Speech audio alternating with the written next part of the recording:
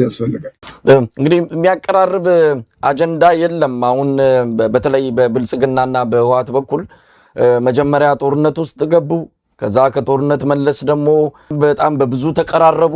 ከእንደገና ደግሞ አሁን ከፍተኛ የሆነ ግድግዳ ነው በመሃላቸው የተተከለው።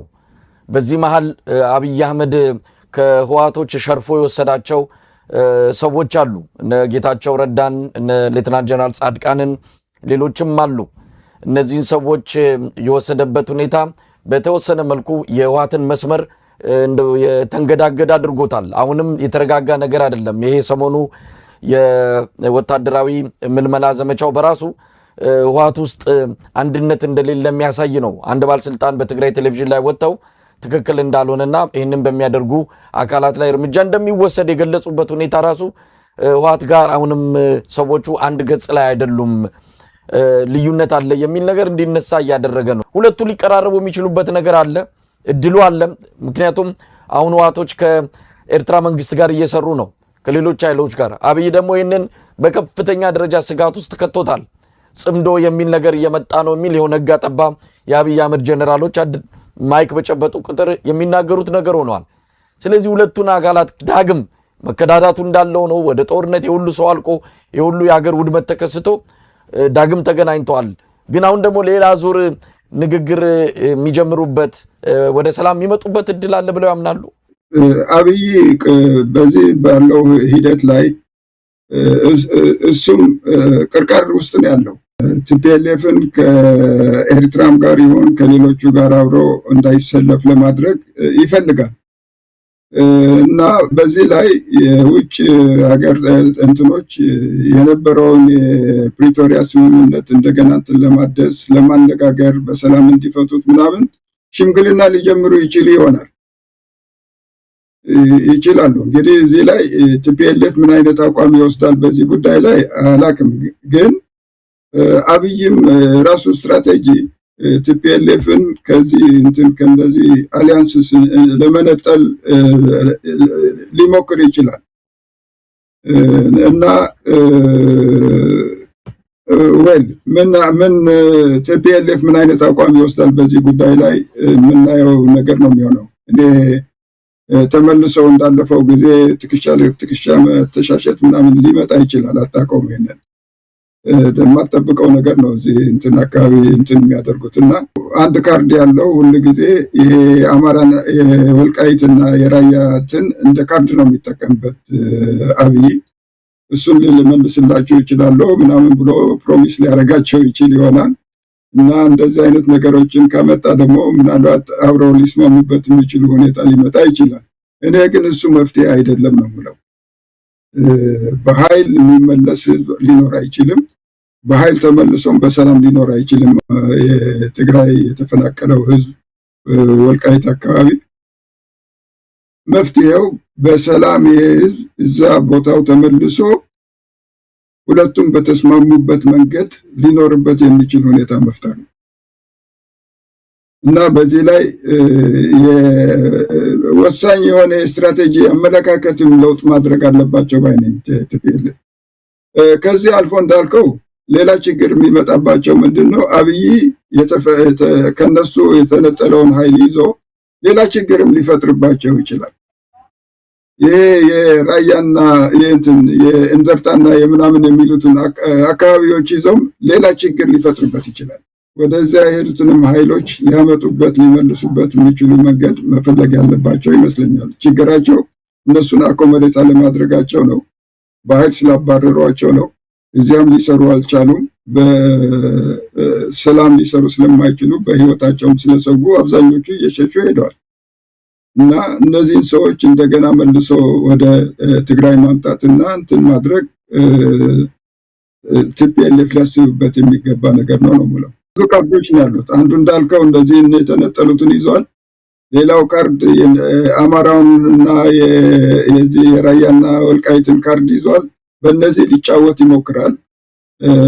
በእነሱም እንግዲህ ለመነጋገርና እንትን ለማድረግ ይሞክር ይሆናል። እንግዲህ ኢንጂነር ግዴ እንግዲህ ከህወሓት ተነጥለው የራሳቸውን መስመር የተከተሉና አዲስ አበባ አብይ አህመድ መንደር የተገኙት ጌታቸው ረዳ፣ ሌተናንት ጀነራል ጻድቃንን ጨምሮ ሌሎች ህወሓት የቀድሞ አመራሮች እንደዚህ ወታደራዊ ባለስልጣናት በዚህ አሁን በመረጡት መንገድ ለትግራይ መፍትሄ ይገኛል ብለው ሄዱበት ሁኔታ እንዴት ያዩታል?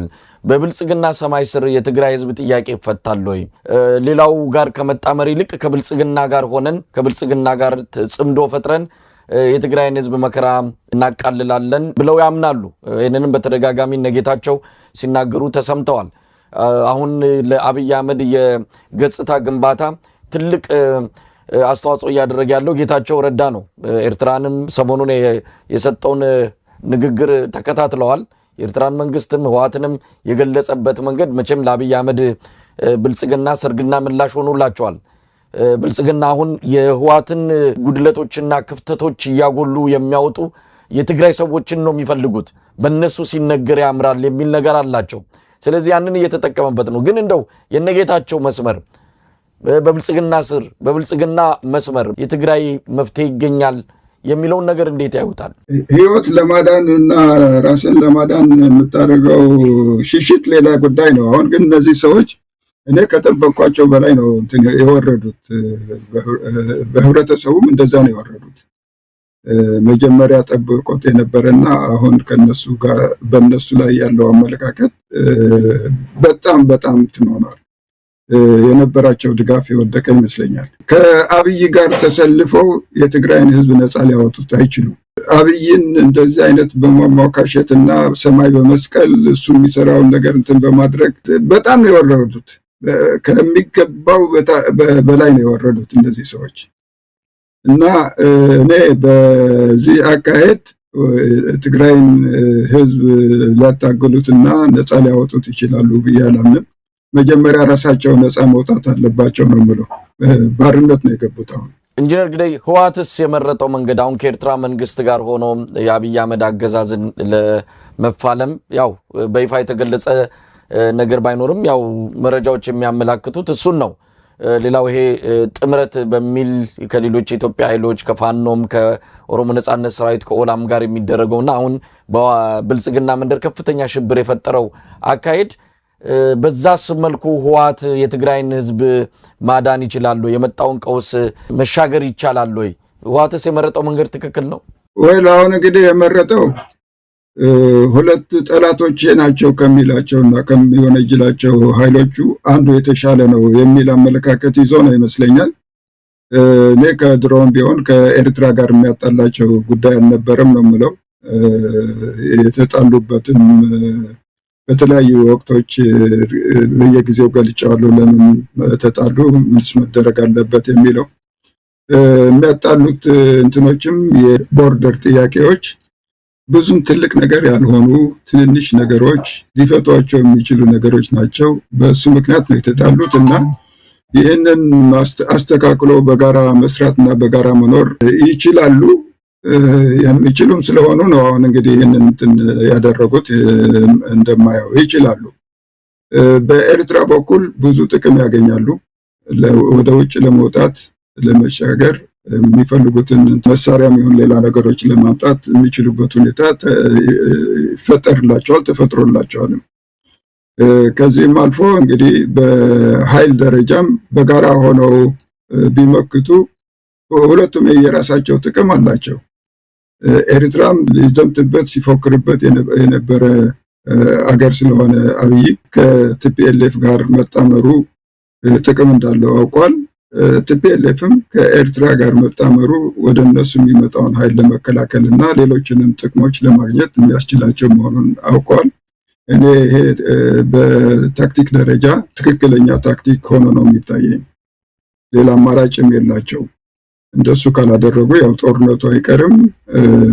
መጥቶም ብቻቸውን ቢቋቋሙት እንግዲህ ህዝቡ ጦርነት የማይፈልግበት ደረጃ ላይ ነው ያለው። ብዙ ጥፋትና ውድመት እንደሚያደርስ ታየኛል። ስለዚህ እንደሱ በማድረጋቸው ጦርነቱ ወደ ትግራይ እንዳይመጣ ለማድረግ ያስችላል የሚል እምነት አለኝ። ያስችለዋልም። ይህ ማለት አሁን ከኦላ ጋርም ከፋኖም ጋር ከኤርትራም ጋር አብሮ መስራቱ ጦርነቱን ወደ ትግራይ እንዳይመጣ ያደርጋል ሲባል እንግዲህ እነዚህን አካባቢዎች በተለይ አማራንና የኦሮሚያን አካባቢዎች ተሻግሮ ነው ወደ ትግራይ የሚሄደው ሰራዊቱ ከሄደም ስለዚህ በዛ መልኩ ነው ወደ ትግራይ ጦርነቱ እንዳይመጣ ማድረግ የሚቻልበት ሁኔታ ወይስ በመርህ ደረጃ በአስተሳሰብ ደረጃ እንደዚህ አይነት ትብብሮች ጦርነትን ያስቀራሉ ከሚል ነው? በመርህ ደረጃ የተሻለ ጥምረትና ኃይል አድርገህ ከመጣ ቴዎሬቲካሊ ጠላትህም አይደፍርህም ማለት ነው። ያዋጣኛል ወይ አያዋጣኝም የሚል ሀሳቦችን ያመጣል። ያለው አብይ ኃይል በሙሉ አማራ ውስጥ ነው ያለው። ከዛ እንኳን ለመውጣት አይችልም እና ተጨማሪ ኃይል አምጥቶ ትግራይ ላይ እንትን ለማድረግ እና ሌላ ተጨማሪ ኃይል ደግሞ የኤርትራም ኃይል ተጨምሮበት ሊገባበት እንደማይችል ይታየኛል። ካለፈውን ጊዜ ካየኸው ቀይ ባህር ሲፎክርና እንትን ሲያደርግ ምንም ትርጉም እንደሌለው ነበር የማየው። ሊያደርገው አይችልም። ፕራክቲካሊ ሚሊተሪ አቅም የለውም እሱን ለማድረግ የሚል እምነት ነው ነበረኝ እና አላደረገውም። አየነው ደግሞ ከፉከራ አላለፈም። አሁንም እንደዚያ ነው የሚሆነው። በአጠቃላይ ግን እኔ ይህንን ስርዓት የሁሉም ጠላት ስለሆነ ይህንን ስርዓት አስወግዶ ሁሉም በጋራ በሰላም የሚኖርበትን መንገድ መፈለግ ትልቁ እንትን ነው እና በዚህ አኳያ እየተደረጉ አሉ የሚባሉት ሙከራዎች ጥሩ ነው የምለው። ይሄ ካሁን በፊት እንደዚህ አድርጎናል፣ ካሁን በፊት እንደዚህ ሆነናል ተብሎ እንቅፋት የሚሆኑ ነገሮች መኖር የለባቸውም ባይ ነኝ። አሁን ትልቁ ጠላት በኢትዮጵያ የአብይ ስርዓት ነው። ይህንን የአብይ ስርዓት የጋራ ጠላት በጋራ ሆነን ወደፊት በሰላም በጋራ የምንኖርበትን ሁኔታ እንፍጠር የሚለው ወደዚያ የሚያመራ መንገድ ሁሉም መፈለግ አለባቸው ባይ ነኝ። የትግራዩም፣ የአማራውም፣ የኦሮሞውም ሌሎች ኃይሎችም እነዚህን እንትን ማድረግ በጋራ መስራትና በጋራ እንትን ማድረግ ያስፈልጋል ነው የምለው። ከአሁን በኋላ ኢትዮጵያ የማንም አንድ ኃይል ወጥቶ ሊያስተዳድራት የሚችል አይደለችም። ሁላችንም ተስማምተን በጋራ ለሁላችን የምትሆነን ሀገር ካላደረግን ጥፋቱ ትልቅ ነው የሚሆነው። ይሄ መንግስት ይሄ አብይ ስርዓት ደግሞ ለዚህ ጥፋት የተዘጋጀ ነው። ህዝቡ እርስ በርሱ እንዲተላለቅ፣ እርስ በርሱ እንዲዋጋ በሃይማኖት፣ በዘር፣ በተለያዩ መንገዶች እንትን እያደረገ እንዳለ እናያለን እና ትልቅ ጥፋት ሳያደርስ ሁላችንም ሁሉም ተባብረው ይህንን የጋራ ስርዓት የምናመጣበትን መንገድ ማድረግ አለባቸው እላለሁ። እነዚህ ሶስቱ አካላት በዋናነት ወደፊት የመጡት የኢትዮጵያ ኃይሎች ፋኖ፣ ኦላና ቲዲኤፍ ወይም የህወሓት ኃይሎች አብይን ማስወገድ ብቻ የጋራ ጠላታችን ስለሆነ የጋራ ጠላት በማስወገድ ወደፊት እንሄዳለን የሚለው ነገር ከዛስ በኋላ የሚል ጥያቄ አሁን በብዙዎች ይሄ ጥምረት ጉዳይ ሲነሳ የሚያሰጋቸው ከዛስ ነው። በመሰረታዊ የሀገረ መንግስቱ ላይ አንድ አይነት ገጽታ ወይም ደግሞ አመለካከት የላቸውም። በተለያዩ ጉዳዮች ላይ ያለፈ ታሪካቸው በከፍተኛ ደረጃ አንዱ አንዱን የሚወነጅልበት ትልቅ የሆነ ጠባሳ አንዱ ላይ ያሳረፈበት ሁኔታ ነው ያለው። እዛ ላይ በወጉ ቁጭ ብለው አልመከሩበትም። እንዴት እንሄዳለን አብይን በማስወገድ ከዛ በኋላ መጨረሻ ላይ ያንን እድል አዲስ አበባ ከገቡ በኋላ ኢትዮጵያ የትርምስ ቀጠና ላለመሆኗ ምን ዋስትና አለው የሚለውም ጥያቄ አብሮ እየመጣ ነው። ይሄ ተገቢ የሆነ ስጋት ነው። እነዚህ ሰዎች ዋና የሚያስማማቸው አብይ ከሆነ አብይን ዞር ካደረጉ በኋላ የሚመጣውን ነገር እንዴት ነው በጋራ ሊያሻግሩ ይችላሉ የሚለው በጣም ብርቱ የሆነ ስጋት የሚፈጥርባቸው ወገኖች ጥቂት አይደሉም። ትክክል ነው። ሁሉም ስጋት መሆን ያለበት እሱ ነው። አሸነፋችሁት ከዚያስ ምንድን ነው የሚሆነው የሚለው ጥያቄ መመለስ አለበት እና ይህንንም ለመመለስ ነው መገናኘት አለባቸው የምንለው። ስጋቱ እኮ አሁን ይህ ሰውዬ በምንም መልክ ቢወድቅ ሀገሪቱን ብጥብጥ ላይ ትቷት ነው የሚሄደው እና ከዛ በኋላስ የተለያዩ ጦር የተሸከሙ ኃይሎች አሉ። የተለያዩ ህዝቦችም በየክልሉ ያሉት ራሳቸው ሚሊሻ ሆነው የታጠቁት ሁሉ እና እነዚህ በሙሉ ለአገሪቱ በጣም ችግር ነው እና ከጥፋት ለመታደግ ከሆነ ይሄ ሁሉ ኃይል አስተባብሮ ሊሄድ የሚችል ስርዓት መፍጠር መቻል አለብን። ካልሆነ ግን ያው ተመልሰን ችግር ውስጥ ነው የምንገባው። እርስ በርስ ነው የምንጋደለው ማለት ነው። እርስ በርስ ጦርነት ነው የሚሆነው እና ከዛ ለመውጣት ነው ከአሁኑ ጀምሮ እነዚህ ኃይሎች መገናኘት አለባቸው። ችግሩን እንዲያዩት ማድረግ አለብን። ችግሩን አይተው ደግሞ መፍትሄ እንዲፈልጉ መሆን አለበት የሚለው ነገር ከዚህ ነው የሚነሳው። ጭራሽም አልገናኝም፣ እንደዚህ አድርገውኛል፣ ከአሁን በፊት ጥፋት ፈጽመውብኛል ተብሎ እንትን የሚተው ነገር አይደለም። ሌላ መፍትሄ የለንም። ለሁላችንም ሌላ መፍትሄ የለንም። ተገናኝተን ተነጋግረን የጋራ መፍትሄ ስናስቀምጥ ብቻ ነው። አሁን እኮ ሁሉም ተያየ። ማን ነው ኃይለኛ ጉልበተኛ ነኝ የሚለው? በጉልበት ይህንን ሁሉ ኃይል አሸንፎ እንትን የሚያደርግ ማን ነው? የለም። እና ከዚህ ረጋ ብለን ተስማምተን የምንሄድበት አገርን በጋራ የምናቆምበት መንገድ መፈለግ አለብን ነው። ህዝቡም እንዳይጎዳ፣ የሁላችንም ህዝብ ነው የሚጎዳው። በሰላም ትራንዚሽን እንዲኖር ማድረግ ጥያቄ በጣም ትልቅ ጥያቄ ነው። የሁላችንም የሚያሰጋውና የሚያስብበት የሚያስጨንቀው ጉዳይ እሱ ነው እና እነዚህም ኃይሎች ተገናኙና ይህንን ሶልቭ አድርጉ፣ ተገናኙና ተነጋገሩበት ብሎ መግፋት ያስፈልጋል። እንደው በመጨረሻ ኢንጂነር ግደይ አሁን እንግዲህ የህብረተሰቡ ሁኔታን ቀደም ሲል ገልጸውታል። ከኢኮኖሚ አንጻር ካለበት የሰላም እጦት ህዝቡ የደረሰበትን ነገር አሁን በግልጽ በድፍረት በአደባባይ እየወጣ በተለያዩ መድረኮች ላይ እየገለጸ ይገኛል። ይሄ የህዝብ ስሜት በራሱ አብይ አህመድን ስጋት ውስጥ ከቶታል። እነዚህ የጦር መሳሪያ አንስተው በጫካ ከሚፋለሙት የበለጠ ምናልባት ከተማ ውስጥ የሚፈጠሩ የህዝብ ብሶቶች ገንፍለው ይወጣሉ የሚል ስጋትም እንዳለበት ነው የምንሰማው። አንድም ህዝቡን በአጀንዳዎች መወጠርና ፋታ በሚነሳ ፕሮፓጋንዳና ስብከት ውስጥ የገባው ህዝቡ ከዚህ አይነት መንግስትን ላይ ጥያቄ እንዳያነሳ በእነዚህ አጀንዳዎች ወጥሮ ማቆየት የሚል ነው። እነዚህን ጊዜያቶችን ለመሻገርና ምናልባትም ከዚህ በኋላ አብይ አህመድ እንደው ተደላድሎ በሰላማዊ መንገድ ሀገር መንግስቱን ያስቀጥልበት እድል እንደሌለው ራሱ ያውቃል። ቀውስ ውስጥ ማሰንበት ነው የሚፈልገው። በቀውስ ውስጥ በማቆየት ነው የስልጣን ዘመኑን ማራዘም የሚችለው። ግን ምን ማድረግ አለበት ማህበረሰቡ? እንግዲህ ቁጭ ብሎ ታጣቂዎችን መጠበቅ አሁን የሚያሰማውን ነገር እንግዲህ ጋራ ችግር ብዙ አለ። ከዘርና ከሃይማኖት መስመር የተሻገረ ኢትዮጵያውያንን በአንድነት የሚያስተባብሩ የጋራ ጉዳዮች ብዙ ናቸው። የዳቦ ጥያቄና የሰላም ጉዳይ ሁሉንም ኢትዮጵያዊ የሚመለከት ነው። ቢያንስ በእነዚህ ሁለት ጉዳዮችም ኢትዮጵያውያን የጋራ ድምጻቸውን ሊያሰሙ ይገባልና ከዚህ አንጻር እንደው ምን ይላሉ? እንግዲህ በአንድ በኩል የምናየው እነዚህ በትጥቅ ትግል ትጥቅ የያዙት ኃይሎች በጣም እየተደራጁና እየጠነከሩ እየሄዱ እንዳሉ ነው የምናየው። እንግዲህ እሱ ግፊት የራሱ እንትን አለው። ግን የስርዓት ቶሎ እንዲወድቅ ከተፈለገም ህዝቡ ራሱ ለጥቅሙ ብሎ መነሳት አለበት። አሁን ኢትዮጵያ ውስጥ ጎደሎ ሆኖ የምናየውም አንዱ ችግር ይሄ ነው። ህብረተሰቡ የከተማው ያለው በሰላም ያለው ህብረተሰብ ሰላም ማለት በጦርነት ውስጥ ያልገባው ህብረተሰብ እንዲሁ ዝም ብሎ የመጣበትን ጫና ብቻ እየተሸከመ መሄድ ያለበት ህብረተሰብ መሆን አልነበረበትም።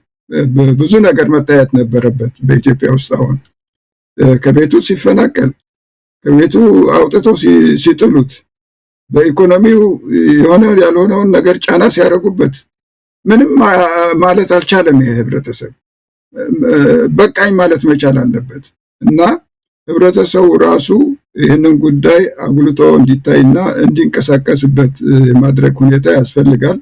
እርግጥ ምናልባት የሚያደራጀው ኃይል አጥቶ ይሆናል እንጂ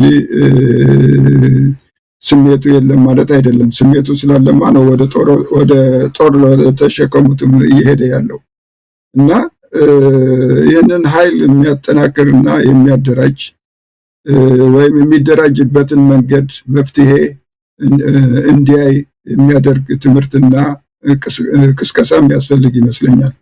ያው እናንተም በተደጋጋሚ ታደርጉታላችሁ። ሌሎች ኃይሎችም በሰላማዊ ትግል እንታገላለን የሚሉ ኃይሎችም እኔም ያለሁበት አካባቢ ነው አንዱ እና እንደዚህ ትግሉ መጠናከር አለበት። ህዝቡ መነሳት አለበት፣ መነሳሳት አለበት። ስሞታውን ማሰማት አለበት የምንለው ያለ ነው ማለት ነው። እና ይሄ ህዝብ የተዳፈነ እሳት ነው፣ እሳተ ገሞራ ነው ለነገሩ። ሲፈነዳ ምናልባት ማንም ሊቆጣጠረው የማይችል ነገር ሊሆን ይችላል። ህዝቡ ሰራዊቱ ራሱ እኮ የዚህ ህዝብ አካል ነው፣ የዚህ ችግር ተካፋይ ነው። እንግዲህ በጣም ባለስልጣኖቹ እንደፈለጉት ሲያደርጉ እነሱ እንደፈለጉት ሊኖሩበት የሚችሉ ሁኔታ አለ። የታችኛው ሰራዊት ግን ኑሮው ቤተሰቡ የሚኖርበት ሁኔታ ከሌላው የተለየ አይደለም እና ይሄ ስቃይ አርሚውንም ጭምር ሊያነሳሳ የሚችል ነገር ነው እና አንድ ወቅት ላይ እንግዲህ ሁሉም አብሮ የሚነሳበት ሁኔታ ሊፈጠር ይችላል የሚል ግምት አለኝ፣ እምነትም አለኝ። ግን ስራ ይጠይቃል። ማደራጀት፣ ህዝቡ ይህንን ነገር በቀጣይነት ሊቋቋምበት የሚችል ሁኔታ መፍጠር፣ ፖለቲካው መልክ እንዲይዝ ማድረግ። በተለያየ መንገድ እኮ እየተነሱ ነው። አሁን ሐኪሞች ለብቻቸው ተነሱ፣ መምህራን ለብቻቸው ይነሳሉ። እንደዚህ እያለ በተናጠል የሚመቱበት ሁኔታ አለ። ግን ከዚህ አልፎ ፖለቲካል ጥያቄ ይዘው መምጣት ያለበት ሁኔታ መሆን አለበት እና ለዚህም ትንሽ ስራ ይጠይቃል። ያው አገር ቤት ያሉት ድርጅቶችም አሉ በራሳቸው በብዙ ስጋትና ጫና ውስጥ ቢሆኑም ህዝቡን የማደራጀትና የመቀስቀስ የማነሳሳት ኃላፊነት አላቸው። እንግዲህ በሌላም እየተደራጁ አሁን ህዝቡን ለማንቀሳቀስ እየሞከሩ ያሉት ድርጅቶችም ይህንን ህብረተሰብ ለማነሳሳት እንግዲህ እድሉ አለ። እንዴት ነው የምንሰራው፣ እንዴት ነው የምንሄደው የሚለው ነው እንግዲህ አካሄዳችን ብቻ ነው እንትን የሚያደርገው። ብዙ ስራ ይጠይቃል ፎርሹር። ያው በሚዲያም እንትን ታደርጋላችሁ፣ ብዙ ቅስቀሳ እያደረጋችሁ መሆኑን ያለው። ሌላውም በዚህ ጉዳይ ላይ ሊሰራ ያሰበው ኃይል በሙሉ በተቀናጀ መልክ ረጅም ፕሮግራም ይዞ መስራት ያለበት ይመስለኛል። ኢንጂነር ግዳይ በወቅታዊ የኢትዮጵያ ሁኔታ በዋናነትም በትግራይ ስላለው አጠቃላይ ክስተቶችና የተለያዩ ፖለቲካ እንቅስቃሴዎች መነሻ በማድረግ ለዛሬ ከእርሶ ጋር ያደረግነው ቆይታ ይመስላል። በጣም ነው የማመሰግነው በአንከር ሚዲያ ታዳሚዎች ስም። እኔም ይህንን እድል ስለሰጠኝ በጣም ነው የማመሰግነው። ሁልጊዜ መቼስ ቻናላችሁ እና ሚዲያችሁ ለእኛ ክፍት ነው። በጣም ነው የማመሰግነው። የምታደርጉትንም ጥረት በጣም አደንቃለሁ። በዚህ በምናደርገው ትግል በኢትዮጵያ ፍትህና ስርዓት ለማግኘት በሚደረገው ትግል ትልቅ አስተዋጽኦ እንዳላችሁ ይታየኛል። በርቱ እላለሁ። በድጋሚ በጣም አመሰግናለሁ ኢንጂነር ግዳይ ዘርአጽዮን። እንግዲህ ዳግም እንደማገኘው ተስፋ በማድረግ ነው የምሰናበተው። ተመልካቾቻችን ስለተከታተላችሁ ምስጋናችን ከልብ ሆኖ በያላችሁበት ይደርሳችሁ። ተሰናበትን። ጤና ይስጥልኝ።